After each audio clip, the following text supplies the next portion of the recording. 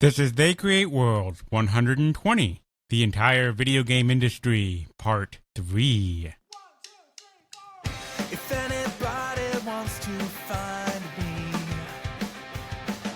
I'll be in the last place you would look. In a place where people used to be, a land that's called reality. You'll find me there. Welcome to They Create Worlds. I'm Jeffrey, and I'm joined by my co-host, Alex. Hello. Well, Alex, this has been a whirlwind of a live stream recording, and we're already on our third episode, but I think I kind of lost my way as to where we are.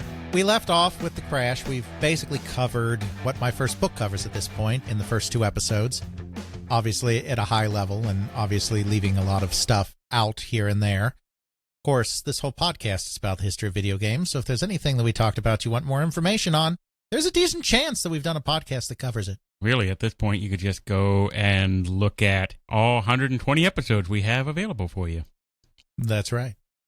Now we're going to push ahead into the uncharted territory of the book that I probably should be writing right now and am not, because I'm talking to all of you people. Oh, no. Obviously, the crash was a very transformative moment for the entire industry. And even though it was a North American phenomenon, even though it was a largely console-based phenomenon with the arcade going through its own, coin-op going through its own down cycle at roughly the same time, it had broad impact across the entire world and across all aspects of video games. There really wasn't a video game industry at this point. What you had was a console industry that was centered in the United States, was largely based around the products of Atari, Mattel, and Magnavox, with Coleco coming in near the very end. You had a coin-op industry that was an international industry, where the manufacturing was centered in the United States, mostly in Chicago with some stuff in California like Atari. They were providing coin-operated amusement product throughout the entire developed world and even parts of the third world. They played off of each other, they had synergy with each other, but they were really on separate cycles. They were on their own separate thing. Coin-operated amusement, it was location-based. In the United States, at least, it was very much teenagers as the primary driver of that. The home console thing, this was still primarily caught up in the toy industry. I mean, there was question about what you would call that product category. Is it a toy aimed at children? Is it a consumer electronic aimed at families? Is it, in fact, its own thing? I mean, at the time, the answer was really no. It's got to be part of something else, but that's hanging out there. Is it a rec room product that you put in sporting goods? That was still happening in some places. There were still some places doing sporting goods. It was definitely something that was either geared towards a family audience, not that families were necessarily really playing video games together, but the marketing was centered around the family. It was geared towards a family audience, and it was geared towards children, 6 to 12-year-old, maybe 6 to 14-year-old children. This was a primarily American phenomenon, the console industry at this time.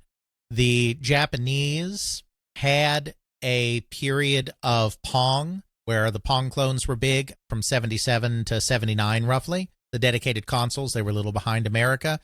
But then after that, they really went into the electronic handhelds and electronic tabletop games. They had imports of American product, but the imports were expensive. Imports in Japan always suffer from the not invented here phenomenon anyway. It was really a vibrant electronic handheld and electronic tabletop market. There were conversions of coin-operated games being done, but they were being done on tabletop with very glowy vacuum fluorescent displays and other cool stuff like that. Then in Europe, you had a video game console market as well that was kind of geared towards the same demographic. There was a combination of homegrown and imported product. Of course, again, the imported product from the United States was very expensive. In Europe, of course, it's often treated in shorthand monolithically, and we don't have time, despite what some people in chat may have tried to promise on our behalf, to go through every European country specifically. So unfortunately, we'll have to treat it somewhat monolithically too, but it's really, it's a diverse continent with very different countries, with very different tastes, and very different levels of sophistication in distribution and whatnot as well. The European market in this early period, really the main parts of it were Britain and Germany. The only reason for that really is that they had the best and most sophisticated distribution structures to big box retailers. The high street shops in Britain embraced the whole technology thing pretty readily, places like W.H. Smith's and Boots and whatnot. Germany also had department stores and other sophistication. France, as a counterexample, even though France was a large market in terms of number of people, it was still very mom and pop in its distribution. So that just makes it that much harder to get mass market distribution.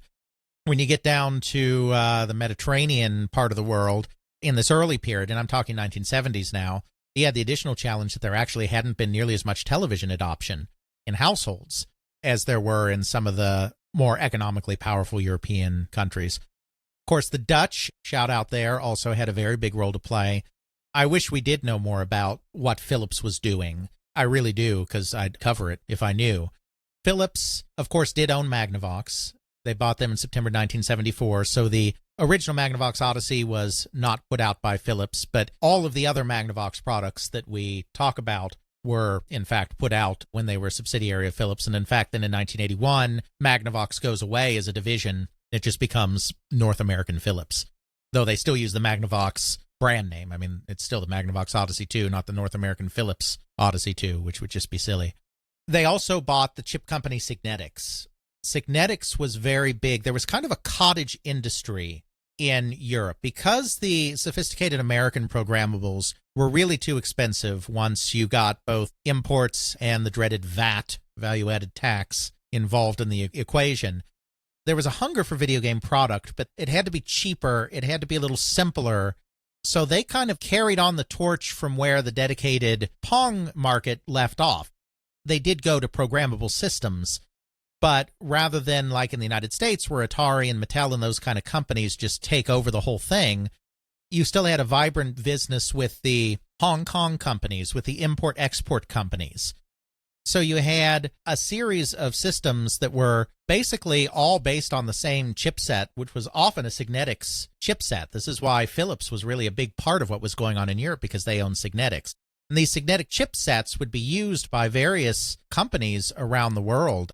Hong Kong manufacturers, Hanimex, which was Australian, was also doing this. Even a few companies in the United States. In Germany, there was the company Interton that became very big in this. That company actually still exists today. They're a hearing aid company. That was always kind of their primary thing, but they got into video games here. So you had this kind of mix of a few homegrown things, particularly in Britain and Germany, a lot of stuff coming in from other countries, and then a lot of it being rebranded in the United Kingdom.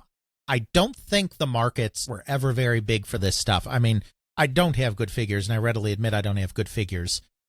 That's kind of where the home market was in Europe. It was somewhat fragmented. It was based on some differing standards of technology that, on the whole, were maybe not quite as sophisticated what was going on in America. But for a more cost-conscious Europe, it worked better. That's the console market. And then you had this emerging home computer market. It was still very much in its infancy when this crash thing occurred. There was a definitive shift that was caused by the crash, and I'm talking now about the United States. Before the crash, there was a move to bring computers down at the same time consoles are coming up until you kind of had the singularity, and you had the home computer that was a computer and more expensive than a console, but also had a cartridge slot to make the game playing easy. Even back then, they were really realizing that the whole blinking cursor thing was a little intimidating and a little inaccessible to the average person, where you have no prompt but a blinking cursor and you have to tell the computer what to do. The home computers were starting to borrow from the console industry and have cartridges and cartridge slots so you could bypass all that nonsense if you didn't want to, while at the same time staying in tune with what more sophisticated users would also want to do with disk drives and whatnot as well. In Europe, the home computer market was very different because the crash kind of creates a bifurcation here. I mean, there's also always a bifurcation in terms of the product, but now there's a bifurcation in terms of the audience. The home computer in the United States which is defined by analysts economically as the under $600 crowd. So technically the Apple II wasn't really a home computer. It was follow-ons like the Commodore stuff, like the VIC-20 and the C64, the stuff Radio Shack was doing, like the TRS-80 and the TRS Color computer and whatnot, were really the home computer set, the under $600 crowd. That was trying to appeal broadly. It was trying to appeal broadly to all ages pre-crash. Post-crash, when the cartridge thing just went away, there was kind of a refocusing on an older user, on a more sophisticated user, and on that user that in the mainframe tradition, in the college tradition, is really more interested in sedate gameplay, finicky systems, not finicky systems in terms of computers that don't work, although there were plenty of those, but fiddly systems is what I mean to say in terms of lots of data and statistics and menu options to sink your teeth into. Yes, we have a request for the inflation calculator. I mean, we've had it in the other 2 episodes, so it has to be in the third one. That under $600 thing, we're talking really in the 83, 84 period. So let's say this 1983. You bought a computer for $600. Now, there were computers available cheaper than that, too, but that was the upper capstone. That's a $1,500 computer. That's a lot. Yep, in today's standard. You know, there were computers going for as little as $99 as things developed, which we'll talk about in a second. That's the upper end of what we're looking at here. The market there becomes an older user, a slightly more sophisticated user, and somebody with a little more spending power, obviously. That stuff that came out of the mainframe tradition, that stuff like RPGs, like adventure games, text adventure games at first, later moving on to graphics, military simulations. The wargaming side of it was always very niche. Vehicle simulations, flight simulators, and tank simulators, and that kind of thing. These are the kind of games that start to predominate in the United States. That isn't to say that there weren't any Twitch action games, because there were, and that's not to say that there weren't young people that had computers. I still have a Commodore 64 over there. Yes. But you definitely see a shift in the way that U.S. market's going. The British market was very different. Now we are going to finally talk about the British experience a little bit. The thing that made Britain stand out in terms of microcomputing, and part of the reason why they ended up being one of the more dominant forces in the European computer market, just in the sense, obviously, there were local companies in Spain and France and Germany and the Nordic countries, the Benelux. I mean, you have a smattering of companies everywhere, but the British machine kind of tended to dominate the European market. You had a transition within the country itself. England, the United Kingdom, had gone through a long period of hardship, of recession, of dwindling resources, and of competition for how to allocate the remaining resources, and real tension between labor unions and government. You had a series of flip-flopping prime ministers between the two major parties, Conservative and Labor, but administrations were often scandal-ridden and ineffective, and the unions didn't like the Labor administrations any more than they liked the Tory administrations, quite frankly. There was a sense of decline in Britain. And then Margaret Thatcher was elected, and believe me, what we're about to talk about here is not an embrace of Thatcherism or an embrace of the politics surrounding Thatcherism, just looked at very narrowly through the lens of what it meant for the computer industry and the computer game industry in the United Kingdom, is that Margaret Thatcher's message was very much about how they needed to create a new Britain, a revitalized Britain, and a strong Britain once again.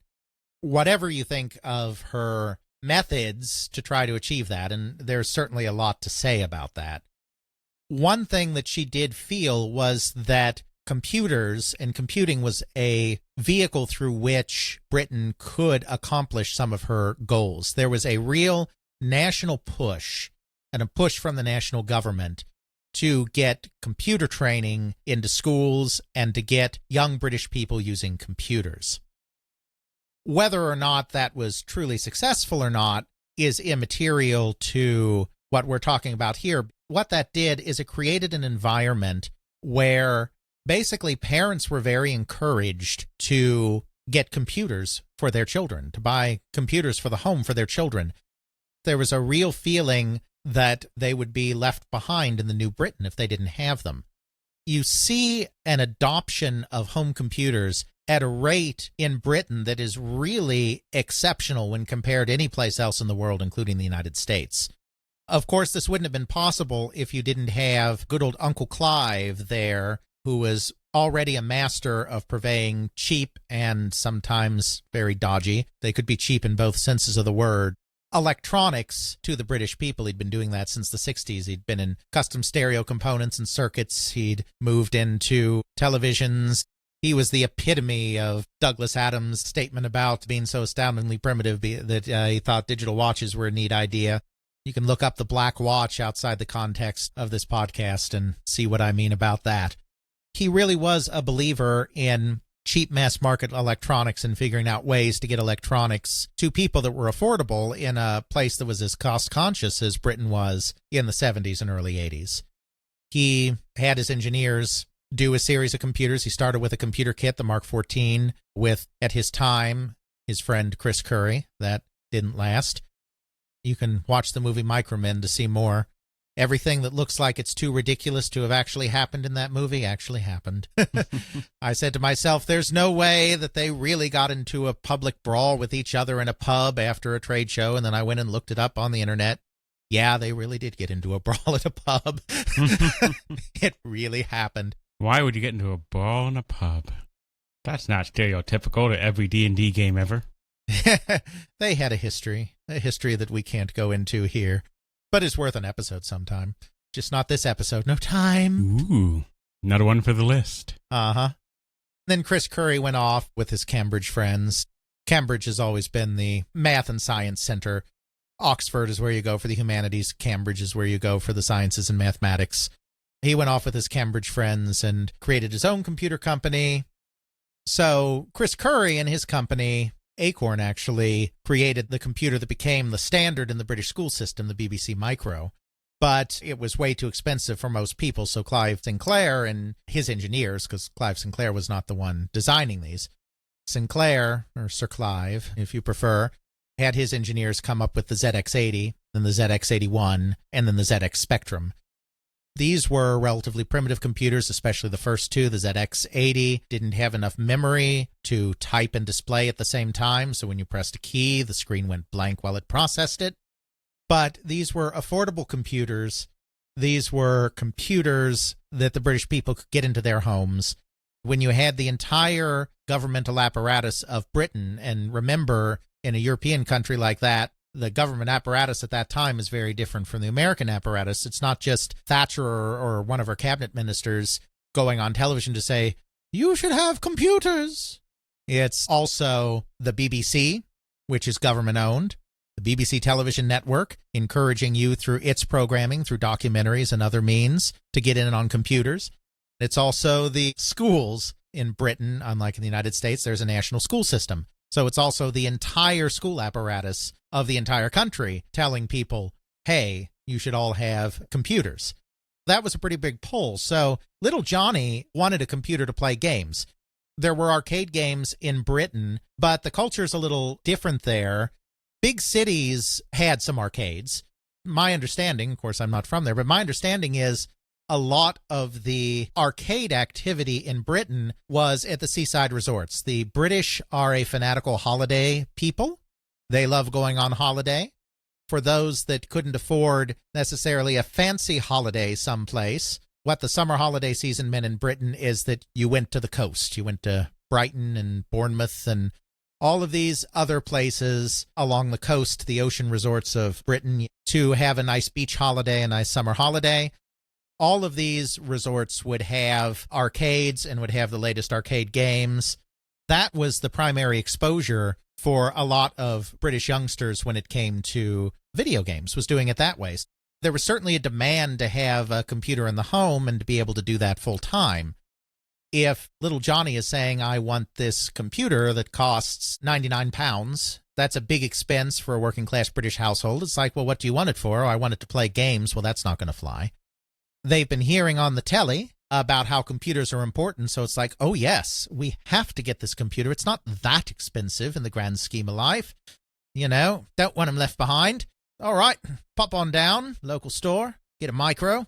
But you, sir, need the most impressive computer that we can possibly provide you right there at the store.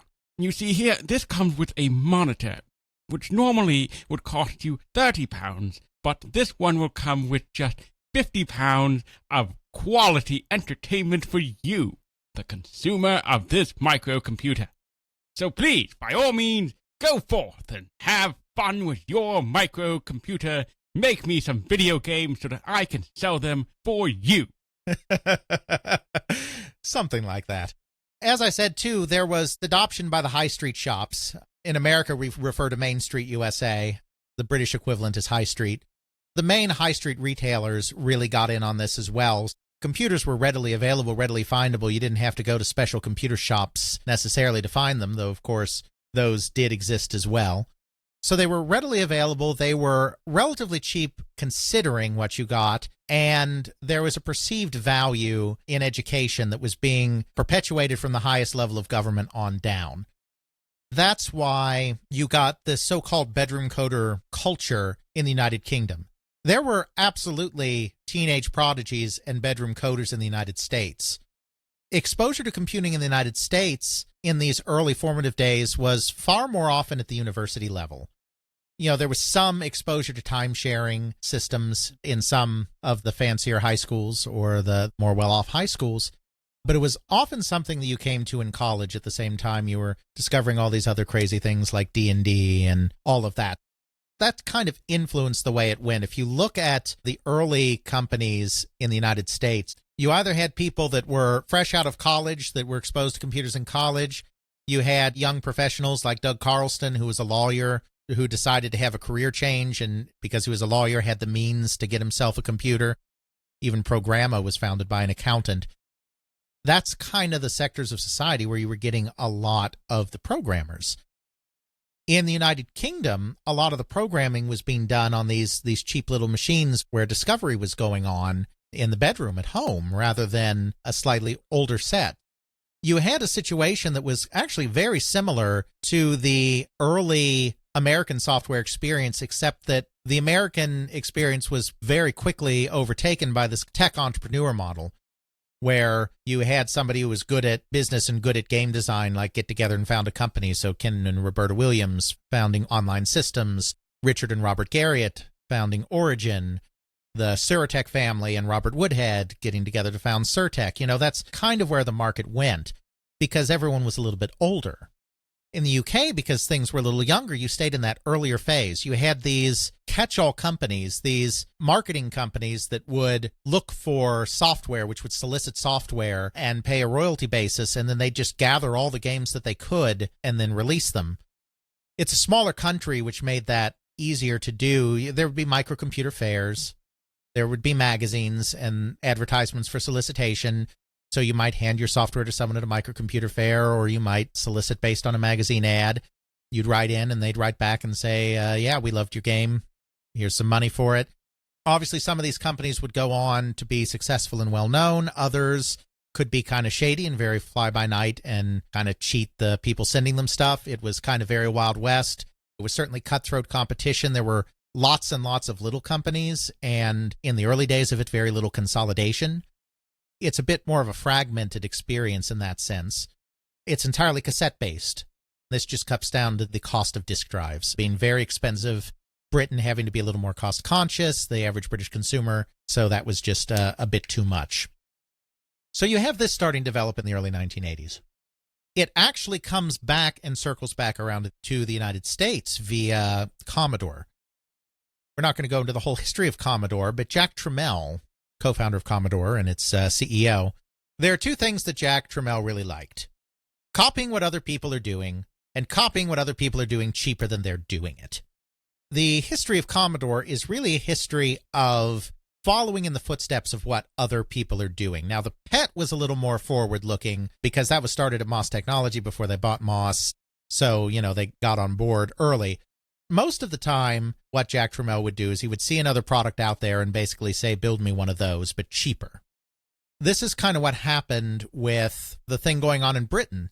He actually saw what was going on. He had his people trying to build something that was cheaper than the Apple II.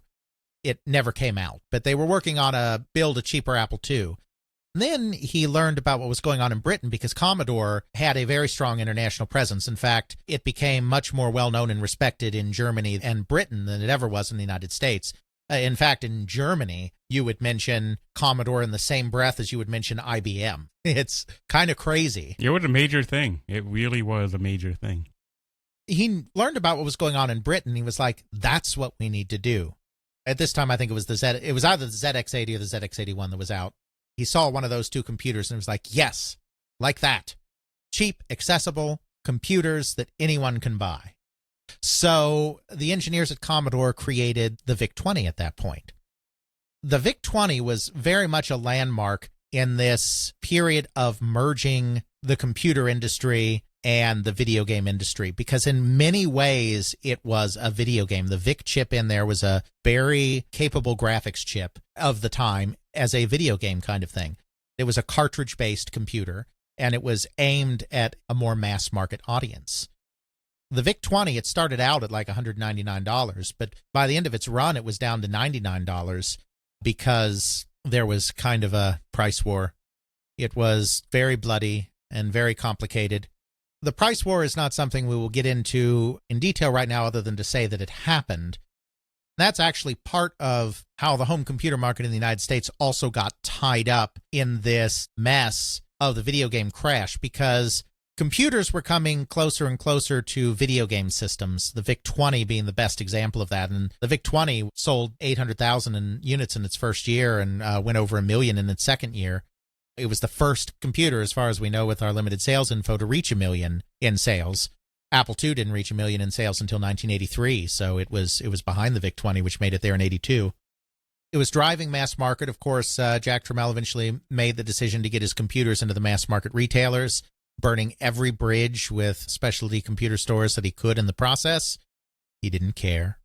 It was driving mass market acceptance, and because it was cartridge-based, it was getting the computer game companies somewhat interested in the cartridge market as well. The cartridge market doesn't only mean consoles, it also means these low-level home computers. That price war kind of gutted the industry at the same time that the crash was gutting the video game industry. They were on slightly different cycles. The price war was more into 83 and 84, by which time the video game thing was already bottoming out. This kind of dual disaster also played a role. I mean, Sierra barely survived the period, for instance, because they were getting into cartridges at just the wrong time. The crash thing was devastating everywhere, and in the places it wasn't devastating, like, say, Japan, it still had an effect because it created great opportunity. That kind of takes us into our next little bit here. How do these industries change after the crash? Well, there are a few things that go on. The arcade industry, the coin-op industry, is completely transformed. They realize after the crash of their market, the arcade companies do, that this whole full-sized game thing is completely untenable. You can't release an arcade cabinet for $2,500 and then 3 months later release another arcade cabinet for $2,500. 3 months later, another one, while all of your competitors are doing it at the same time, and expect distributors and operators to be able to keep up with any of that. They realize that they're going to have to do some standardization in cabinets, in wiring harnesses, in control schemes, and they're going to have to go to a kit system. Now, we did a whole episode on this, picking up the pieces after the crash. We won't go in detail, but basically the idea is that rather than selling someone a full cabinet every time, you sell them a circuit board that wires into a standard cabinet, you give them new side art and marquee art for that cabinet, and voila, you have a new game. This has advantages and disadvantages. The advantage is the cost, far and away the advantage is the cost. The disadvantage is that it does mean that games have less variety, they become more homogenized.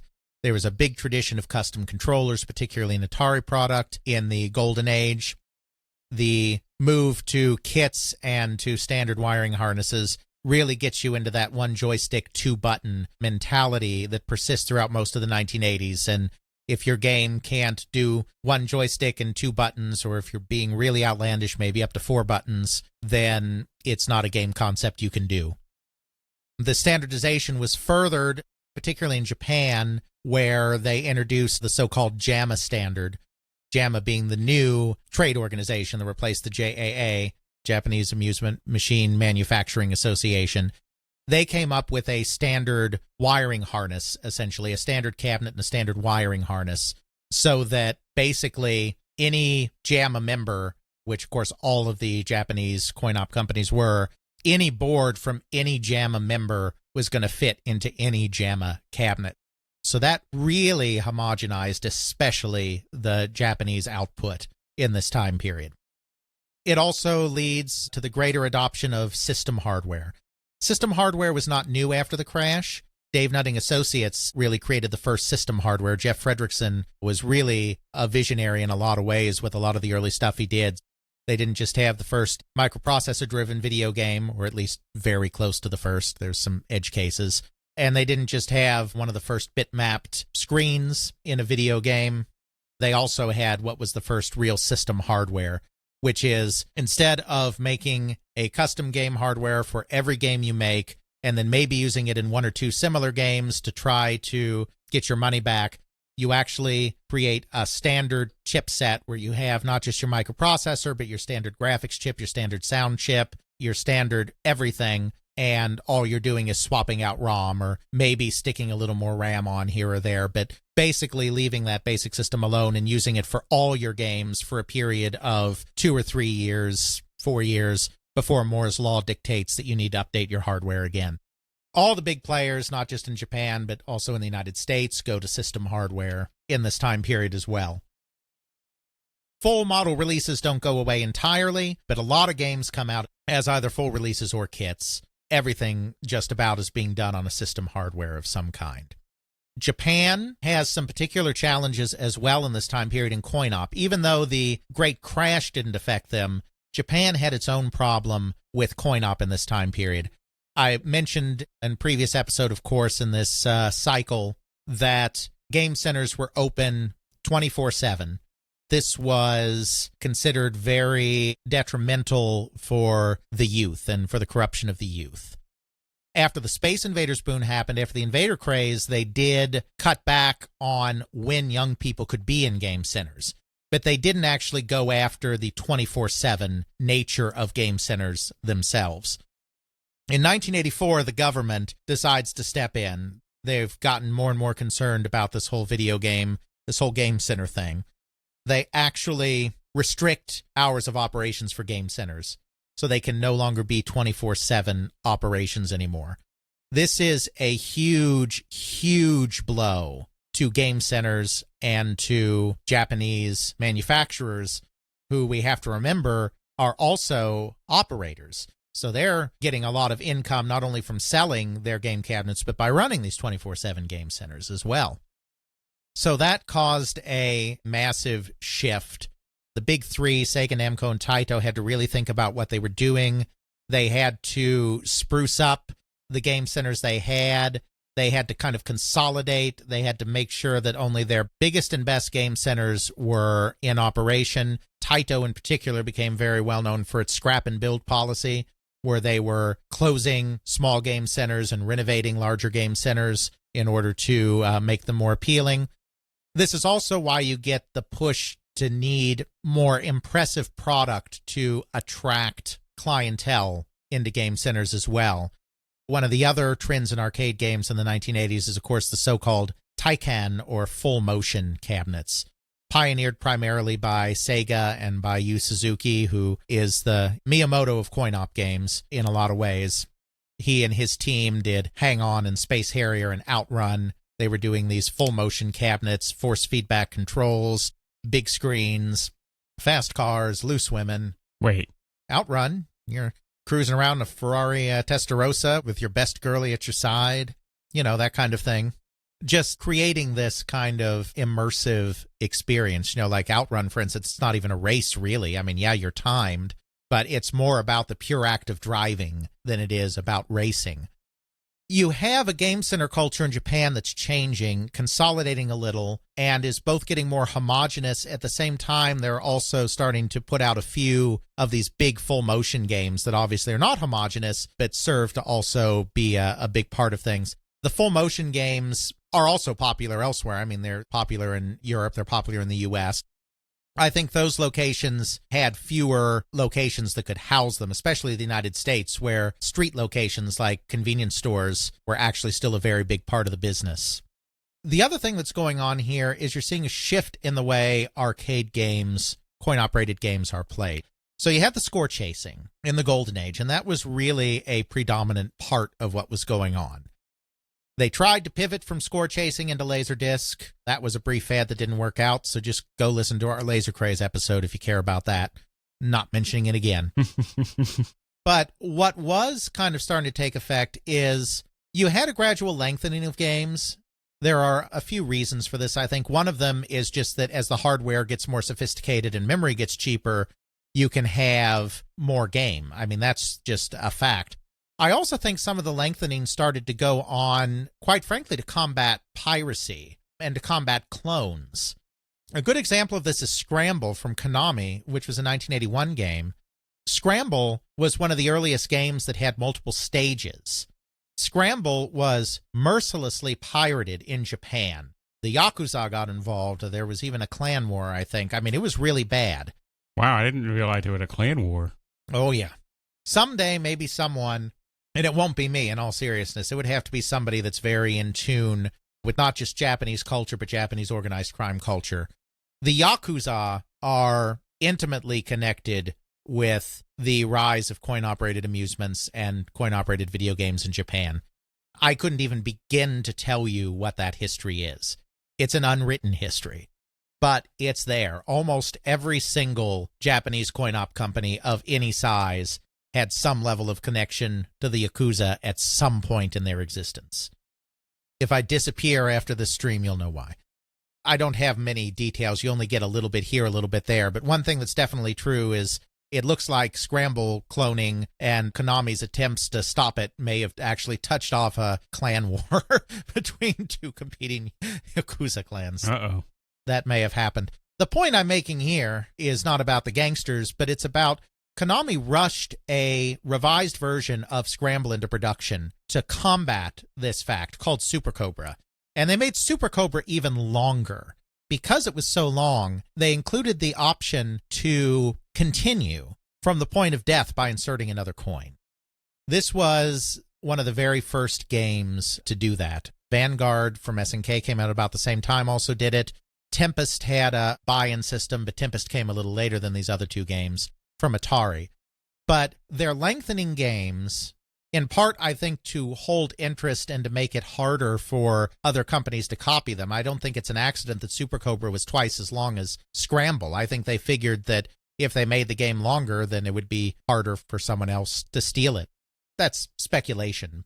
I think that played a role, but as the games got longer, they didn't want people to have to start from the beginning, and so they gave you the option to continue. There was not much of that before the crash, because at that time, games were still very much based on score chasing and just recycling content.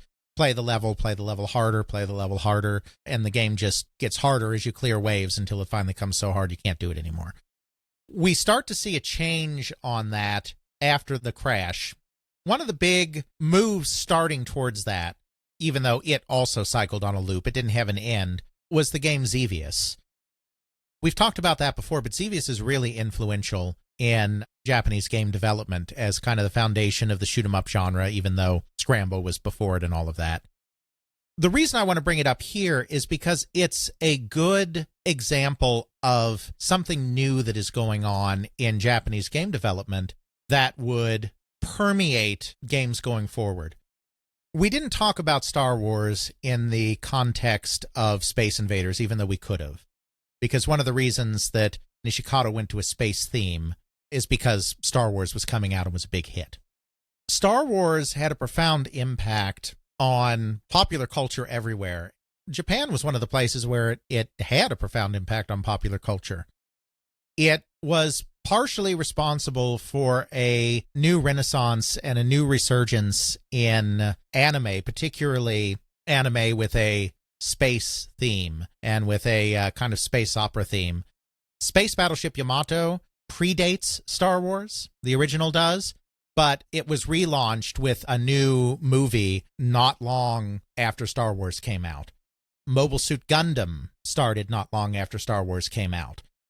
It's impossible not to draw a link between the new fad and the new craze for space operas and the revitalization and expansion of space opera style anime in Japan. Anime was becoming very big in this time period. One of the things that Masanobu Endo has said, the creator of Xevious, is that when he created Xevious, he wanted to create a game for the anime generation. What he meant by that is he felt it was time that video games, that coin-operated games, encompass a complete worldview, a complete setting, a complete and coherent presentation. There's actually a Japanese term for this that can't be perfectly translated, and I know I can't perfectly pronounce it. It's essentially sekaikan, S-E-K-A-I-K-A-N. So sorry if I completely butchered that. Someone in chat will tell me soon if I did. The concept of sekaikan is a concept of perspective or worldview. It's the idea that all of the details that you put into a project, even if individually they don't seem significant, they cohere together and create a bigger whole and create a sense of realism and a sense of a real universe. When he says creating a game for the anime generation, what he's really saying is creating something that is a complete presentation package that coheres together and creates a world or a setting that feels believable within its own context. Now, you can take that too far. Obviously, in coin-operated games, you don't have too much opportunity to do that. But what it does mean is it's a shift towards making sure that everything you create has a purpose and has a care to it and fits in the world you're trying to create. And part of what made Xevious appeal to Japanese audiences was this sense of a fully formed universe similar to the anime that were being enjoyed at the same time. You see more and more of that in Japanese game design. You see an emphasis on creating worlds, creating levels, creating stories, creating progression, creating endings even, that I think is very influenced by Japanese visual culture generally and anime culture specifically. Another thing that you see happen here that comes from the American side of things that we just talked about recently in our Atari Games episode is that Gauntlet comes along from Ed Log at Atari. Because with Gauntlet, as we talked about in that episode, first of all, the arcades are in trouble. Coin op's in trouble. We have to increase coin drop. What's the way to increase coin drop? Let's let multiple people play the game at once. Okay, that's great, but we've done multiplayer games before. We did Tank 8. If 2 people come up in the machine and decide to play, then they play their game and no one else can join till their game is over. So even though it has 8 people that can be on the machine at one time, a lot of that machine is still sitting idle for a lot of the time. Gauntlet, which brought the D&D experience, D&D, it always comes back to D&D, into coin-op. It always does. It brings the D&D experience into coin-op. He figures multiplayer makes sense in that context. Let's let people come in at any time, drop in at any time, play at any time. So if one person's playing or 2 people are playing and somebody else comes up, they can just join the game right then and there. They can put 1 quarter in. They can put 5 quarters in to pre-buy in future game time. So you have a merging of these 2 ideas.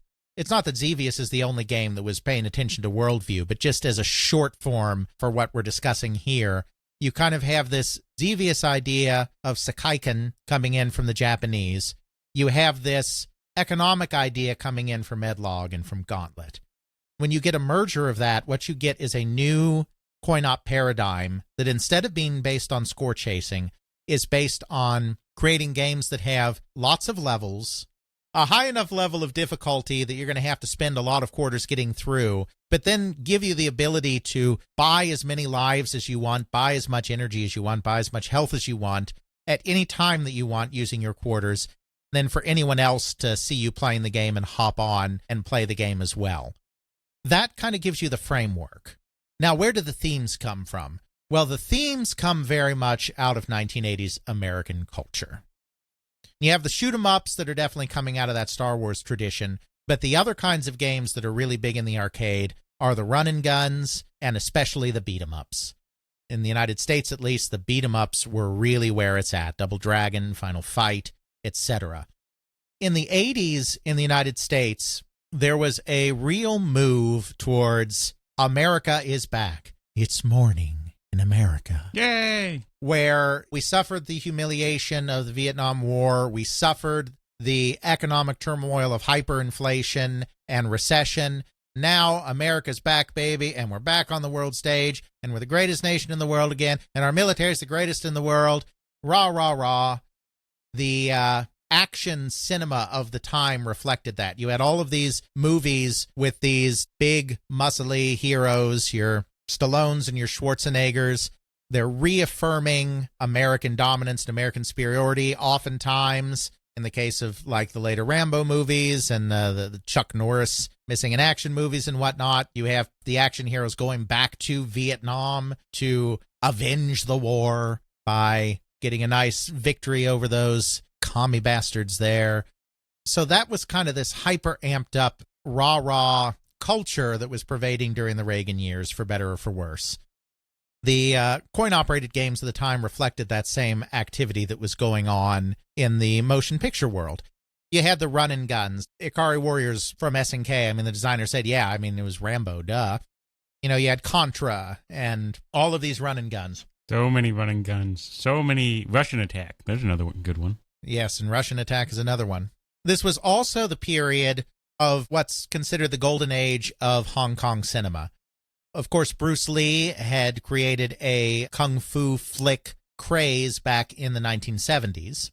But in general, other than the Bruce Lee flicks themselves, that didn't necessarily take hold worldwide at that time. In the 80s, you had a new wave of performers and filmmakers like Jackie Chan and John Woo that were creating a new kind of Hong Kong cinema that combined Western cinematic conventions with Eastern kung fu or martial arts flick sensibilities to create a new kinetic form of Hong Kong action flick that was very, very, very influential in this time period. That's what you really see in the beat-em-ups. I mean, Double Dragon, which is, of course, the seminal beat-em-up, Yoshihisa Kishimoto, the creator of that game, was a humongous Bruce Lee fan. The reason that it's called Double Dragon and why the characters are Billy and Jimmy Lee is the Lee comes from Bruce Lee and the dragon comes from Enter the Dragon, and it's Double Dragon because there's two of them. Makes sense. That's a big thing. The game Kung Fu, which is more primitive than Double Dragon, but was one of the earlier beat-em-ups. The original in Japan, that was actually a licensed game. It was actually called Spartan X in Japan and was based on a Jackie Chan movie of the time. So these are kind of the trends that are going on. So you're having games of long levels, lots of enemies, buy-in to continue, mostly based on 1980s American action tropes. It's all kit hardware, it's all system hardware, controls are more homogenized. You do still have some more interesting things out on the margins. We don't have time for the margins. We don't even have time for the things that aren't on the margins. But we definitely don't have time for the margins. That's kind of where the trend is going in the arcade at this period of time. We talked a little bit about where the trend is going in home computers in the United States. In Britain, where the trend is going is it is entirely based on what is going on in the arcade. Just about everything there is an action game of some kind. We did talk about in our Arcade Adventure episode that one unique twist of that experience is that they took the Donkey Kong Miner 2049er platform trend, and we'll talk about platformers more in a second, and created the Arcade Adventure where you're mixing action with item collection and light puzzle solving. So they have that going on. Shooters are also very popular. Racing games are popular. Outrun in conversion is a humongous hit in Europe, in the United Kingdom especially. In the United States, you're getting the move into kind of a real computer game business. The early stuff, even after you were getting professional distribution in place, was really kind of amateurish, maybe too harsh a word. But a lot of times it was programmers or friends of programmers that were like, well, let's found a little company. And then computer games get big, and then a little company becomes a big company. You know, the business people in charge are not always necessarily great business people. Some of them end up having somewhat of a knack for it, like Ken Williams at Sierra, but it's very ad hoc. This period is when you see the true move towards a computer game industry. It's really driven by the newcomer Electronic Arts. We've done a ton of episodes on Electronic Arts, so we don't want to dwell on them here, but we have to discuss how Electronic Arts, and to a lesser extent Activision, changed the language of game production and game economics and changed the paradigm. Trip Hawkins, when he was creating Electronic Arts, he was pulling from the ideas of the record industry, of the music industry. The idea that you have a record label, the record label sends out A&R people to go and find acts. Once they find those acts, they polish them, they hone them, they give them the tools they need to be the best versions of themselves through the intercession of a producer. Then they release that product and take most of the money and give the act what little leavings remain. You know, there's this kind of record industry system of the record label, the producer, and the talent. Trip Hawkins thought that this is the way that this should be done. There shouldn't be these random submissions or the random, oh, this game's kind of good, maybe make this tweak or that and we'll sell it and here's some royalties. He felt that you needed a real systematized way of going about this to really make any kind of money in it. He was an MBA. His friends were MBAs. Most of the early employees of EA were MBAs. They were coming at it from a business perspective that the early entrepreneurs weren't necessarily. These weren't business school people, even though some of them did own businesses. He comes up with this idea of the producer system. Now, Activision is coming up with it at about the same time. It's really a photo finish between which did it first, because the founding CEO of Activision, Jim Levy, who joined with the Atari programmers to found the company, he came out of the record business. He knew the record business. He understood the record business. They didn't have producers when they were first starting. At the same time EA was coming up with the producer system, Activision was basically creating the studio system, and this was also kind of based on a music industry kind of paradigm, though it was also kind of a motion picture industry kind of paradigm too. The idea that you had a publisher at the top, and they had a home office, then you had in-house talent. He's coming at it from a different direction from Trip Hawkins, because in computer games, the paradigm was already well established that much of the talent was outside talent, and so he was coming up with an external talent model. Jim Levy, because they already had internal programmers, which was the console company model, was coming up with a studio system with the idea of there is talent all over the country. We don't want talent in other parts of the country to necessarily have to come to where we are in Mountain View, California to be part of this company. We can find talented pockets of people all over the country and support them as a satellite studio of our main studio in Mountain View. In order to keep track of what's going on at these far-flung places, Activision comes up with the producer model, again taken from the record industry, at about the same time that Electronic Arts does. These two companies between them, Activision and EA, shape the future of how computer game software and ultimately, as the industries merge more, video game software in general are going to look like. So to run those things down briefly, this is what you're looking at. You're looking at a publisher as being the head of the dragon, the organization that is making sure that product gets finished, gets to retail, and gets to take a good chunk of the money.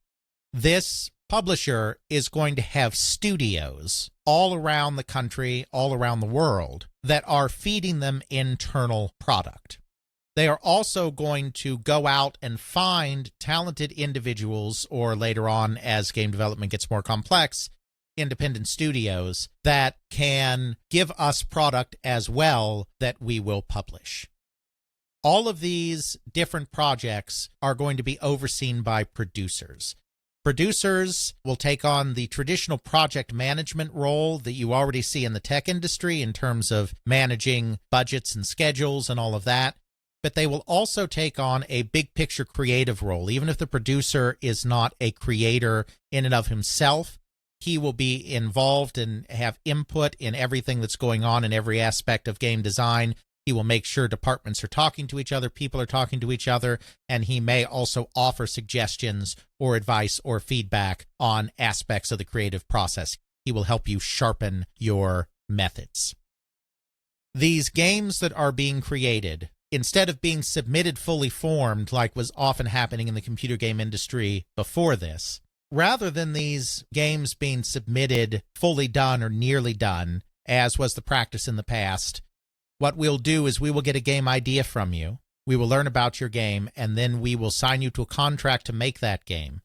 In this contract, we will give you an advance on royalties, similar to the record industry or the book industry, publishing industry. Then we will give you further money, further resources based on meeting milestones. Then when the game is all done, if you're an outside developer, then you'll get a royalty rate. EA is entirely outside developers at the beginning, unlike Activision. So in the EA model, then at the end, you get more royalty based on how the product's sold. So this is pretty much the entire formulation of how video game development still exists today. There's push and pull between whether a product is done internally or externally. Basically, over time, there's been a move to do product development internally because as projects get bigger and more complex, they're harder to keep an eye on, and it's always easier to keep an eye on something happening in-house than something that's happening in someone else's place of business. So there's been a gradual move over time to bring almost everything inside in AAA development. There's very little external development anymore. But in the beginning, there was more of a mix. That's really still how the business works today. You pitch a game idea, you get your game idea greenlit, you establish milestones, you get paid based on meeting those milestones, then you get whatever profit participation you get at the end of the product. A producer is the person that's overseeing all of that. That's still what they do today. Team sizes are bigger, team roles are more diverse, but that basic model still exists. That was really being formed by Electronic Arts and Activision primarily in this period of time. In terms of the games, there was a transition basically to more graphically intensive stuff is the big thing that's going on. As computers get more sophisticated, can have more memory, you can have more impressive graphics. Text adventures give way to the interactive cartoons of your King's Quest and that kind of thing. You get military simulations that are getting more and more sophisticated, even experimenting somewhat with polygonal graphics as they grow in sophistication. You get RPGs. Wizardry was black and white. Bard's Tale comes along in 85, does the same thing in full color. Might and Magic comes along the next year and does the same thing in even more impressive full color. You've got this move towards these kind of more sophisticated, more graphically sophisticated games that are still based more on strategy, puzzle solving than they are on action, with the big genres being adventure games, puzzle solving, inventory management, parser, so we're still in the parser era. We'll get out of it. RPGs, which are mostly in the Ultima tile-based graphics mode or the Wizardry first-person mode. Then military simulations and civilian simulations, in the sense that Flight Simulator is also very big, but most of them are simulating military craft rather than civilian. Or fictional military craft. Sure. So that finally brings us back to consoles. Yay, consoles! It's a myth to say that the console industry completely died after 1982. There were new releases in 83, 84. ColecoVision stayed on the market till 85, but it really was a dead market, and it's because there was a glut of product in the channel. Too much product was made and distributed in 1982, and the after effects of that were felt all the way into 1985. In other parts of the world, you didn't have that problem. In Europe, though, they were perfectly happy by this time to stick with their game computers. The ZX Spectrum, and then, of course, the Commodore 64 comes along that is the successor to the VIC-20. That also becomes a big part of the European markets. Japan is just starting to move into this whole console thing. They're starting to move into it as much as anything because they can see that the coin-op industry is not going to be as sustainable in the future. Even before the law is passed in 1984, they can see the writing on the wall. They can see that the coin-op gravy train is not going to last forever. This is why Nintendo is already a toy company and already has good contacts within that industry. And Sega, which is an arcade powerhouse, but is now turning its attention to the home, are going to shift their focus to that home market. But most of the industry is really thinking in terms of computers still. It's that same thing that you see happening in the United States some too, where there's always this thought that there's going to be the singularity. Consoles and home computers are going to merge. It happened in the late 70s. It happened again somewhat in the early 80s. And there would be other times where people would question whether it was all just going to go computer as well. In Japan, the same thing was happening. If you look at most of the products that were coming out, you did have Epoch with their CassetteVision, which was more of a video game console, but that was essentially just taking their individual dedicated systems that they'd had success with before and kind of smushing them together into something interchangeable. So it's kind of an outlier. If you look at the other Japanese toy companies and electronics companies, they're all going the computer route. Tomy and Takara, two toy companies, come out with these computer console kind of hybrids.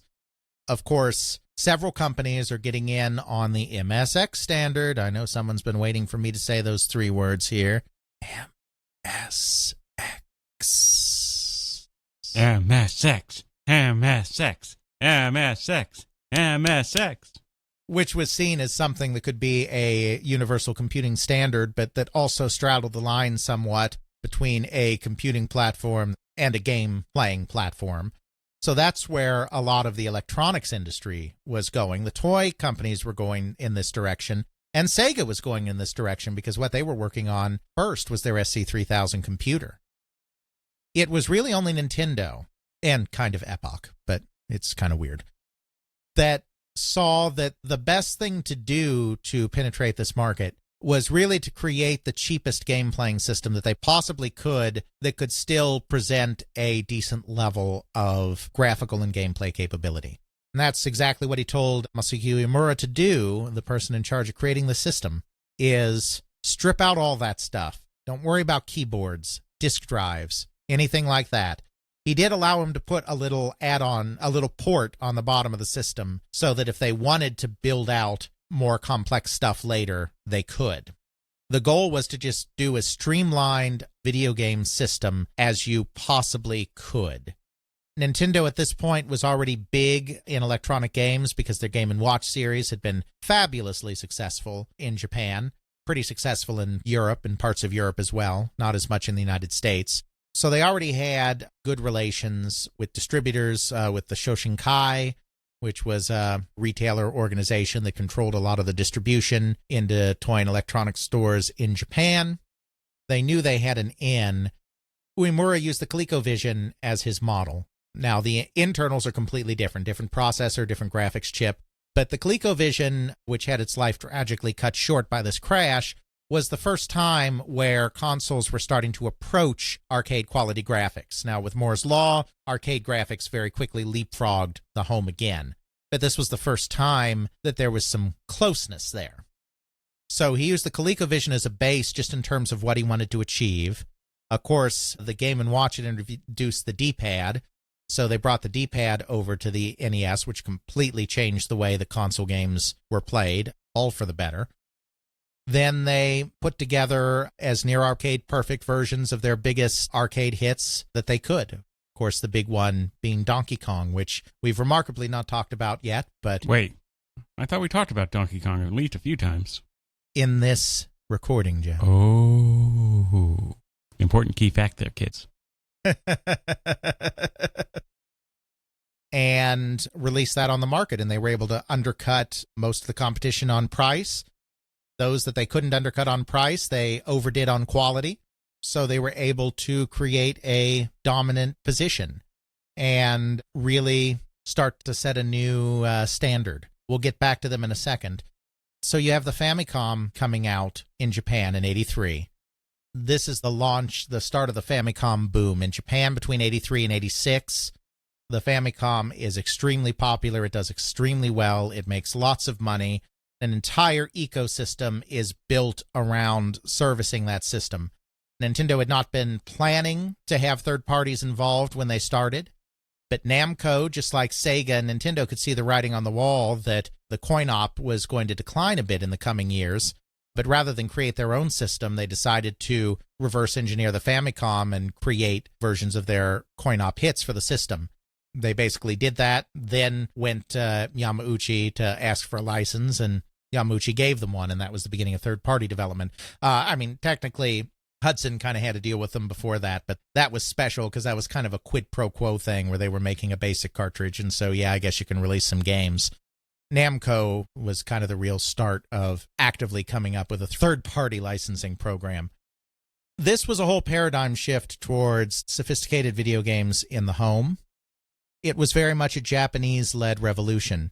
Then, of course, after they started this with the very simple games that they had in the beginning, like single-screen platformers and primitive racing games, they start really embracing the ability of console to host more complex concepts. You see that in a few different ways. Of course, Super Mario Bros. Is really a good example of that, and we do have to mention it because it sets a new paradigm. We haven't talked about the platformer yet in this thing.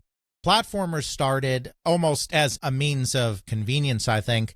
As graphics got sophisticated enough to represent human characters, people wanted to put human representations into games because that's, there's value in that. It creates a sense of connection. You connect with a character in a way you don't necessarily connect with a tank or a race car. Unless it's that outrun Ferrari Testarossa, man. There's value in putting a character in, but in the confines of a single-screen arcade video game, coin-op video game, which is what you had at the time, because of memory limitations, you basically just had single-screen action, you couldn't do very much interesting with a character without creating a dimension of height in that setting. A tank you can drive around overhead all over the place, and that's fine because a tank looks good from up above. A human is just a dot from up above, so that's no good. A spaceship from a side view, you can have like asteroids where it zooms around the whole screen, and that's great. It stretches believability a little bit if we have our humans flying around the screen. You can't really do that. I mean, you could give them a jetpack, but other than that, not really. What about that tie-in Superman game? Yes, he does fly. But that's not a platform. It could be like the Nintendo 64 Superman, where he flies through wings. If you get nothing else out of this podcast, of this huge long screen, take this with you. Don't ever be like the Superman in that N64 game. So, I think platforms came about as just a necessary convenience. We want to represent humans, and we can't do much on a single screen, so let's introduce verticality. Of course, after platforms came jumping, and we've talked about that. Mario has a barrel coming for him. If you have a barrel coming towards you and you have no left or right to get out of the way, what do? You jump. That was Miyamoto's thought process. You got platforms, you got jumping. You had games now starting to be able to scroll and being able to do longer and more inclusive worlds. So the next step was to kind of bring that together and create something that was a culmination of everything Nintendo had learned about creating video games. Super Mario Bros. Was meant to be a send-off for the cartridge format because Nintendo was going to the Famicom disk system. They were going to go to disk media because you could put more on it for less money. Then they discovered you could also pirate games in a disk format, and then they kind of soured on it. Oops. They thought that Super Mario Bros. Was going to be the send-off, so this was the grand do everything we have ever figured out how to do. It takes different ideas from Donkey Kong and Donkey Kong Jr. in terms of the types of platforms and springboards and all of this going on. It was going to have side-scrolling shooter portions that were finally cut out of it, but at one point it was going to have those. It had floating around in the water using, motions that are very similar to flapping around in Balloon Fight or something. Every mode of how they figured out how to manipulate a human character, they were going to bring all into one impressive game. And of course, instead of being the end of the beginning, it ended up being the beginning of something very new and the new dominant paradigm in what was going on in console games. While the arcade still preferred beat-em-ups and shoot-em-ups and whatnot for various technical reasons, the platformer with mascot character became the standard mode of operation in console video games. That's, of course, another legacy of Nintendo. Of course, the other thing that really drives sales in Japan is the creation of the JRPG. We did a whole episode on that, so we are not going to dwell on that either. Basically, you had the early Ultimas and Wizardries infiltrating Japan, primarily through import, export, and trade companies, coming in, just getting a basic translation job and stuck on shelves. From there, you had a small number of technophiles get a hold of them, and create proto RPGs on computer platforms in Japan, which we don't have time to go into a huge amount on because there's too much stuff, but we did a whole episode on that, and I actually think our early Japanese computer game episode is a quite good one, so we're well served on that topic already, I think. You've got these proto-Ultima games coming in. You've got move towards slightly more action-based gameplay on top of that to try to make them more palatable to the Japanese audience. And then from there, you, of course, get Yuji Horii at Enix deciding to combine Ultima and Wizardry, then simplify and make it more accessible for console players. And you get the birth of JRPG and Dragon Quest, which really drives sales. After 1986, the Famicom really declined in Japan. Sales were on a downward trend most years. One year where sales trickled up a little bit again compared to the year before was 1988, and I'm almost positive, even though I can't prove it, that that is solely because that's when Dragon Quest III was released, and it single-handedly tipped the scales in the other direction. Sold nearly 4 million copies. Popular game. Had so many people lining up for it on release day that they had to pass a law saying the Dragon Quest games couldn't come out on school days or work days anymore. You have the run-and-jump action game, you have the JRPG, and then, of course, you have the adventure game, which, again, kind of comes out of the D&D experience and comes out of the arcade again, because you had Masanobu Endo doing Tower of Druaga as a coin-operated game. Tower of Druaga, which was kind of his interpretation of the D&D experience for a coin-op system. Obviously, you have to keep it kind of action-based, and you can't keep it very statistical-based because coin-op is all about Twitch gameplay. It was his take on the D&D idea of you're exploring a space, you're slaying enemies, and you're gathering treasures. Druaga very clearly serves as something of a base when Miyamoto and Tezuka at Nintendo are working on their first Famicom disk system product, and they're thinking to themselves, what would make a good disk game? They decide building your own dungeons and sharing them with your friends, taking advantage of that rewritable media would be a great thing. They basically kind of take a Druaga aesthetic. I'm not saying it was their only influence, but I think it had to be one, and applied it to kind of a build your own Druaga kind of game. Then they decided, because Miyamoto loved exploration, loved exploring the wilderness when he was a child, they decided, well, why don't we just have dungeons and then an overworld and do it that way? And so, of course, you get Legend of Zelda. These kind of three paradigms, the run-and-jump platform game, the console adventure game, and the JRPG, shape the next two generations, really, of console games, along with imports from the arcade like shoot-em-ups and beat-em-ups supplementing that.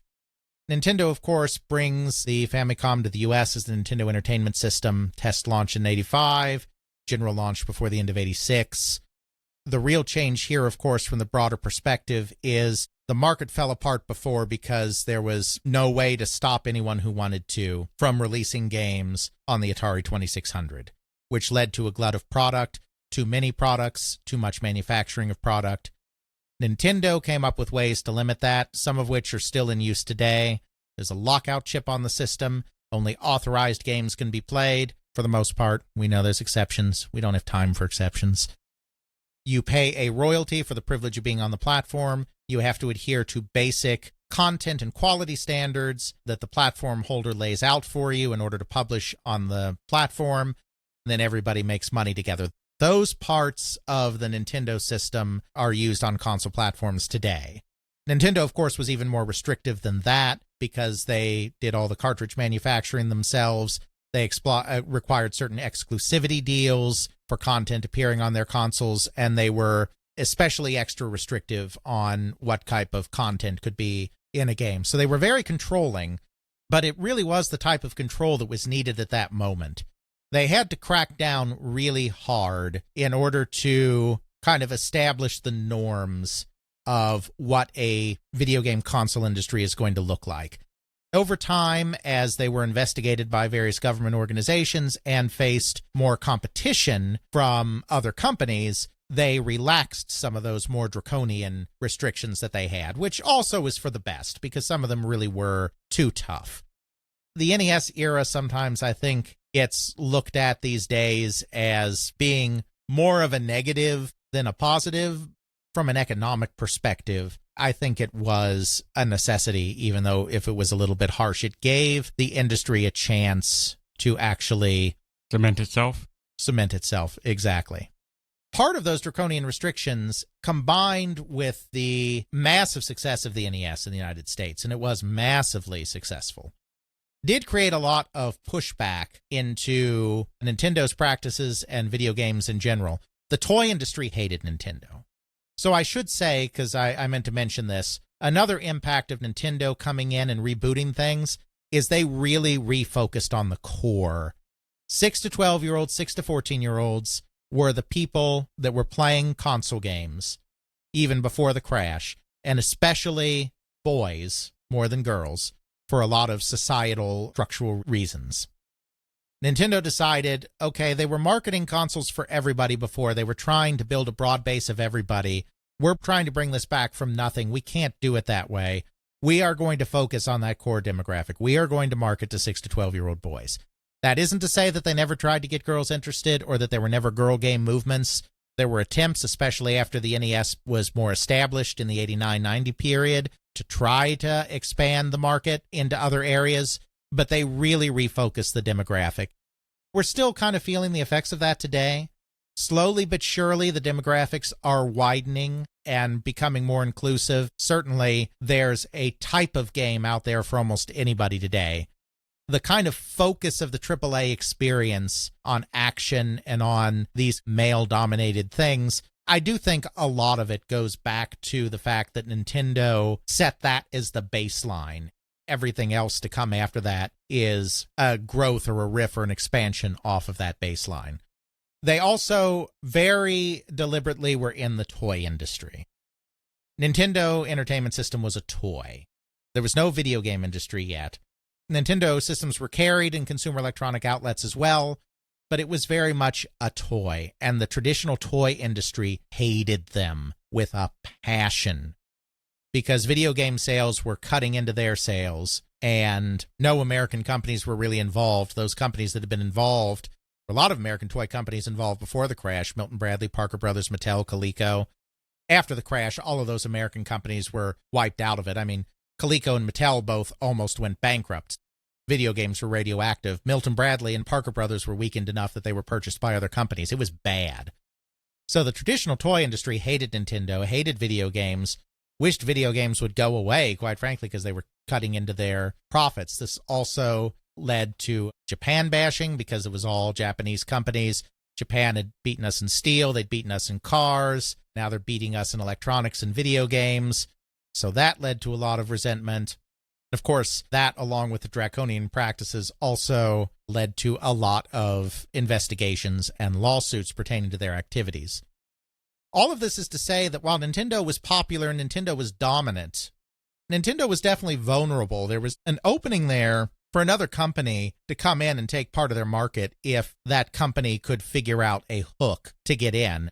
Of course, the reborn Atari Corporation and Sega both tried to do so in the 80s, but they really couldn't.